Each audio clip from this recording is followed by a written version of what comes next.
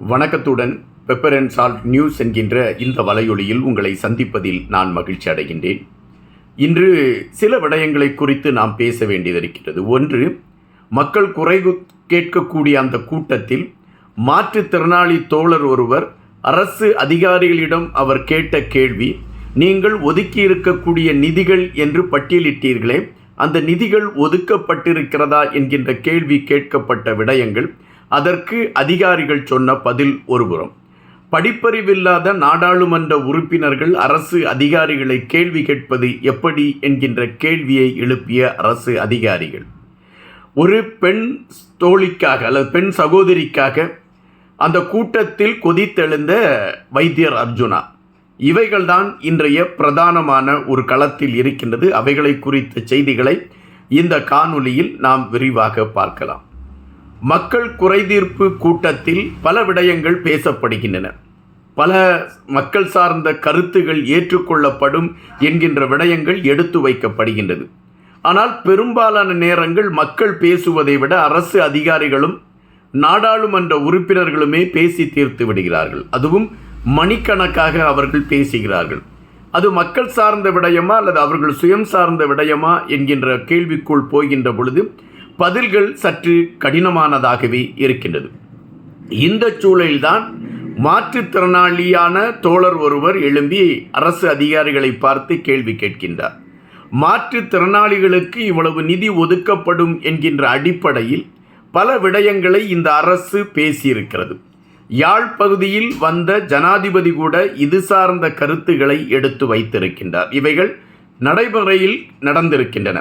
ஆனால் அது செயல் வடிவத்திற்கு வந்திருக்கிறதா என்றால் இல்லை. யாரிடமும் கேள்வி கேட்டாலும் பதில் இல்லை, உங்களிடமும் கேள்வி கேட்டாலும் பதில் இல்லை. உங்களை பொறுத்த மட்டில் நீங்கள் ஒரு பக்கம் பல மணி நேரம் பேசி தீர்த்து விடுகின்றீர்கள். நாடாளுமன்ற உறுப்பினர்கள் பல மணி நேரம் பேசி தீர்த்து விடுகின்றார்கள். மக்கள் குறை தீர்ப்பு, மக்களுடைய குறைகளை கேட்கக்கூடிய ஒரு கூட்டம் என்றுதான் இதுக்கு பெயரே தவிர மக்களுடைய குறைகளை சொல்வதற்கு மக்கள் அனுமதிக்கப்படவில்லை என்று தன்னுடைய ஆதங்கத்தை எடுத்து வைத்தார். அவருடைய ஆதங்கத்திற்கு சரியான பதில் கொடுக்கப்பட்டதா என்றால் இல்லை. அது வழக்கம் போல ஒரு பண்டமாற்று முறை போல மறுமுறை பார்த்து கொள்ளலாம் என்று தள்ளி வைக்கப்பட்டது. இரண்டாவதாக பெண் சகோதரி ஒருவர் எழும்பி ஒரு கேள்வியை கேட்கின்றார்.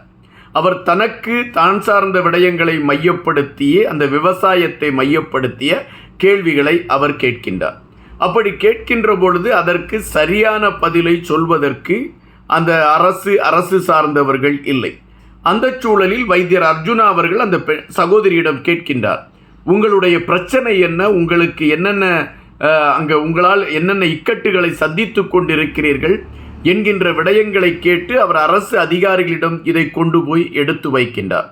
உடனடியாக அரசு அதிகாரிகள் பிரதேச செயலாளரை நீங்கள் பேசுங்கள் என்று பிரதேச செயலாளருக்கு அது திருப்பப்படுகின்றது.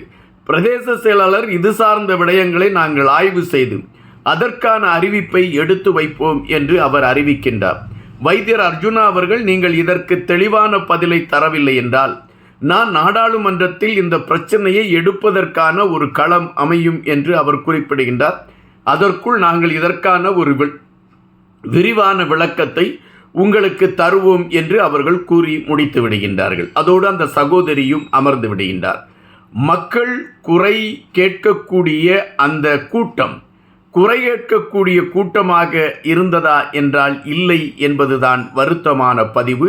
அது தொடர்ச்சியாக அப்படித்தான் பயணித்து கொண்டிருக்கின்றது. இதில்தான் இப்பொழுது ஒரு புதிய சர்ச்சையை கிளப்பக்கூடிய ஒரு கருத்து பதிவாகியிருக்கின்றது. அரசு அதிகாரிகளை படிப்பறிவில்லாத நாடாளுமன்ற உறுப்பினர்கள் எப்படி கேள்வி கேட்பது என்கின்ற ஒரு கருத்தை அரசு சார்ந்தவர்கள் எடுத்து வைத்திருக்கிறார்கள் என்கின்ற ஒரு பரபரப்பான ஒரு தாக்கம் ஏற்பட்டிருக்கின்றது. உண்மையிலே அப்படி ஒரு கருத்து எடுத்து வைக்கப்பட்டதா? நாடாளுமன்ற உறுப்பினர்கள் படிப்பறிவில்லாதவர்களாகத்தான் இருக்கிறார்களா போன்ற பல கேள்விகள் மனதிற்குள் எழும்புகின்றன. அந்த கேள்விகளுக்கான விடைகளை நாடாளுமன்ற உறுப்பினர்கள் எடுத்து வைக்க வேண்டும். தற்பொழுது நாம் அது சார்ந்த சில கருத்துக்களை பதிவிடுவது சிறப்பாக இருக்கும் என்று நான் நினைக்கின்றேன். நாடாளுமன்றத்தில் தமிழ் நாடாளுமன்ற உறுப்பினர்கள் பேசக்கூடிய களங்களை நாம் பார்த்திருக்கின்றோம். அப்படி பேசுகின்ற பொழுது புள்ளி விவரங்களோடு அவர்கள் பேசுகின்ற அந்த தோரணை, அவர்கள் எடுத்து வைக்கக்கூடிய கருத்தாக்கங்கள், இவைகள் வியப்பின் உச்சாணியில் நம்மை கொண்டு போய் நிறுத்துகின்றன. குறிப்பாக ஐயா ஸ்ரீதரன் அவர்கள் பேசுகின்ற பொழுதெல்லாம் அந்த பேச்சை அப்படியே கேட்டுக்கொண்டு இருக்கலாம் என்கின்ற ஒரு நிலைப்பாடு வருகின்றன. அப்படி என்றால் அறிவு சார்ந்த களத்தில் தமிழ் நாடாளுமன்ற உறுப்பினர்கள் உயர்ந்த நிலையில் இருக்கிறார்கள் என்பதுதான் பதிவு. குறிப்பாக வைத்தியர் அர்ஜுனா அவர்கள் ஒரு மருத்துவர், பல விடயங்களை குறித்து அவர் பாராளுமன்றத்தில் பேசப் போகிறேன் என்கின்ற பொழுது அது சார்ந்த ஆதாரங்களை கையில் எடுத்துக்கொண்டு அவர் பேசுவதை வாடிக்கையாக வைத்திருக்கின்றார். அவருடைய கேள்விகளுக்கு பதில் சொல்ல முடியாமல் அரசு அதிகாரிகள் தவிக்கின்றார்கள், ஆட்சியில் இருக்கக்கூடியவர்கள் தவிக்கின்றார்கள், துறை சார்ந்தவர்கள் தவிக்கின்றார்கள் என்றால் வைத்தியர் அர்ஜுனா அவர்களுடைய கேள்வியும் வைத்தியர் அர்ஜுனா அவர்களுடைய தேடலும் எவ்வளவு ஒரு உயர்ந்த நிலையில் இருக்கிறது என்பதை நாம் பார்க்க வேண்டியதிருக்கிறது. அறிவு சார்ந்த களத்தில் தமிழ் நாடாளுமன்ற உறுப்பினர்கள் அரசு அதிகாரிகளை விட பல மடங்கு உயர்ந்தவர்களாக இருக்கிறார்கள் என்பதுதான் பதில். அரசு அதிகாரிகளை பொறுத்தமட்டில் அந்த தமிழ் நாடாளுமன்ற உறுப்பினர்களை ஒரு குறைவான கோணத்தில் பதிவிடுகிறார்களா என்கின்ற கேள்விகள் தான் எழும்புகின்றன. இதை குறித்து வைத்தியர் அர்ஜுனா அவர்கள் ஒரு காணொலியை கூட வெளியிட்டிருக்கின்றார். அந்த காணொலியில் இந்த நிகழ்வுகளை மையப்படுத்திய செய்திகளை அவர் தொகுத்து வழங்கியிருக்கின்றார்.